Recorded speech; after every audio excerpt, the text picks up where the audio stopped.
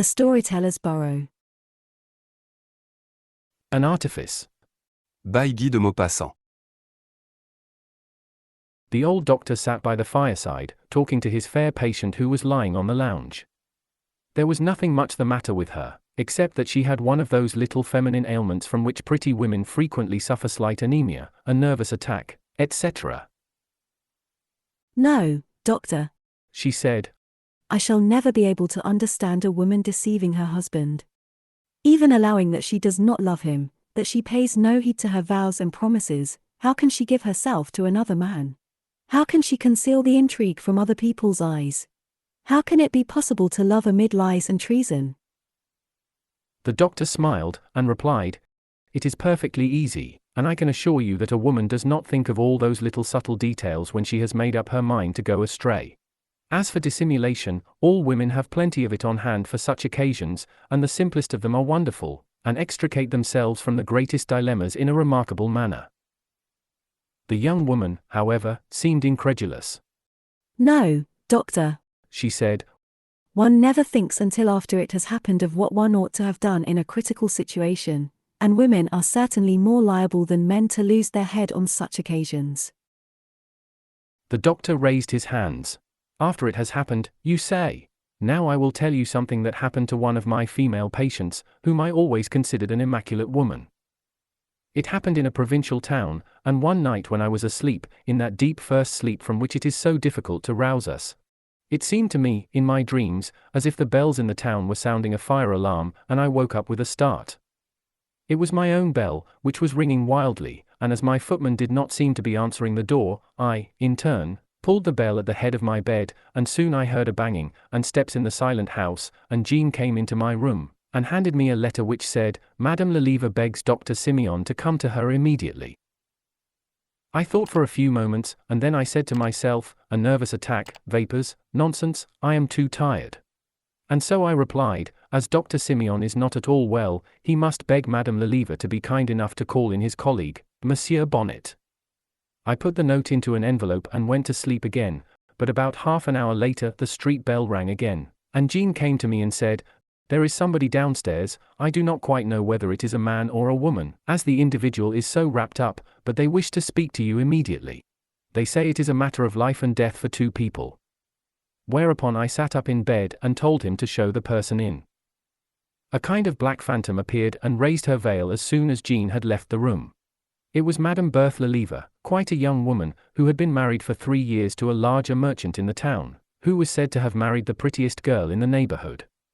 She was terribly pale, her face was contracted as the faces of insane people are, occasionally, and her hands trembled violently. Twice she tried to speak without being able to utter a sound, but at last she stammered out, 'Come quick, doctor. Come, my friend has just died in my bedroom.' She stopped, half suffocated with emotion, and then went on, 'My husband will be coming home from the club very soon.' I jumped out of bed without even considering that I was only in my nightshirt, and dressed myself in a few moments, and then I said, 'Did you come a short time ago?' 'No,' she said, standing like a statue petrified with horror. 'It was my servant she knows.' And then, after a short silence, she went on, 'I was there by his side.'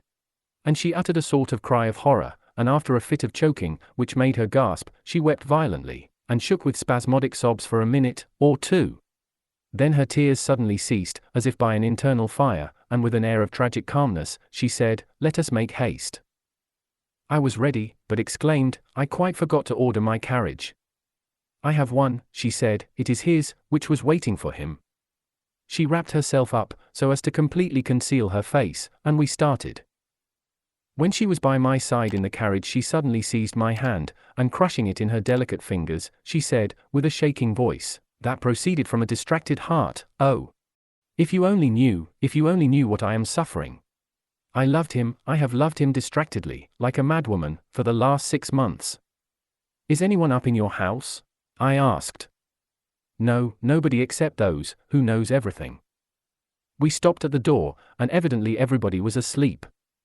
We went in without making any noise, by means of her latchkey, and walked upstairs on tiptoe. The frightened servant was sitting on the top of the stairs with a lighted candle by her side, as she was afraid to remain with the dead man, and I went into the room, which was in great disorder. Wet towels, with which they had bathed the young man's temples, were lying on the floor, by the side of a wash-basin and a glass, while a strong smell of vinegar pervaded the room. The dead man's body was lying at full length in the middle of the room, and I went up to it, looked at it, and touched it.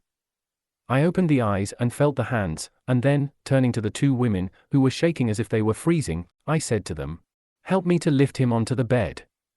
When we had laid him gently on it, I listened to his heart and put a looking-glass to his lips, and then said, "It is all over." It was a terrible sight. I looked at the man, and said, "You ought to arrange his hair a little." The girl went and brought her mistress comb and brush, but as she was trembling, and pulling out his long, matted hair in doing it, Madame Lelièvre took the comb out of her hand, and arranged his hair as if she were caressing him. She parted it, brushed his beard, rolled his mustache gently round her fingers, then, suddenly, letting go of his hair, she took the dead man's inert head in her hands and looked for a long time in despair at the dead face, which no longer could smile at her, and then, throwing herself on him, she clasped him in her arms and kissed him ardently. Her kisses fell like blows on his closed mouth and eyes, his forehead and temples, and then, putting her lips to his ear, as if he could still hear her, and as if she were about to whisper something to him, she said several times, in a heartrending voice, "Goodbye, my darling." Just then the clock struck 12, and I started up. 12 o'clock, I exclaimed. That is the time when the club closes. "Come, madam, we have not a moment to lose." She started up, and I said, "We must carry him into the drawing-room." And when we had done this, I placed him on a sofa, and lit the chandeliers, and just then the front door was opened and shut noisily. "Rose, bring me the basin and the towels, and make the room look tidy. Make haste, for heaven's sake. Monsieur Lelièvre is coming in." I heard his steps on the stairs, and then his hands feeling along the walls. "Come here, my dear fellow," I said, "we have had an accident." And the astonished husband appeared in the door with a cigar in his mouth, and said, "What is the matter? What is the meaning of this?" "My dear friend," I said, going up to him, "you find us in great embarrassment. I had remained late, chatting with your wife and our friend, who had brought me in his carriage, when he suddenly fainted, and in spite of all we have done, he has remained unconscious for 2 hours. I did not like to call in strangers, and if you will now help me downstairs with him, I shall be able to attend to him better at his own house." The husband, who was surprised, but quite unsuspicious, took off his hat, and then he took his rival, who would be quite inoffensive for the future, under the arms. I got between his two legs, as if I had been a horse between the shafts, and we went downstairs, while his wife held a light for us. When we got outside I stood the body up, so as to deceive the coachman, and said, "Come, my friend, it is nothing, you feel better already I expect. Pluck up your courage, and make an effort. It will soon be over." But as I felt that he was slipping out of my hands, I gave him a slap on the shoulder, which sent him forward and made him fall into the carriage, and then I got in after him. Monsieur Lelièvre, who was rather alarmed, said to me, "Do you think it is anything serious?" To which I replied, "No," with a smile, as I looked at his wife, who had put her arm into that of her husband, and was trying to see into the carriage. I shook hands with them and told my coachman to start, and during the whole drive the dead man kept falling against me. When we got to his house I said that he had become unconscious on the way home, and helped to carry him upstairs, where I certified that he was dead, and acted another comedy to his distracted family, and at last I got back to bed, not without swearing at lovers. The doctor ceased, though he was still smiling, and the young woman, who was in a very nervous state, said, "Why have you told me that terrible story?" He gave her a gallant bow, and replied, "So that I may offer you my services if they should be needed."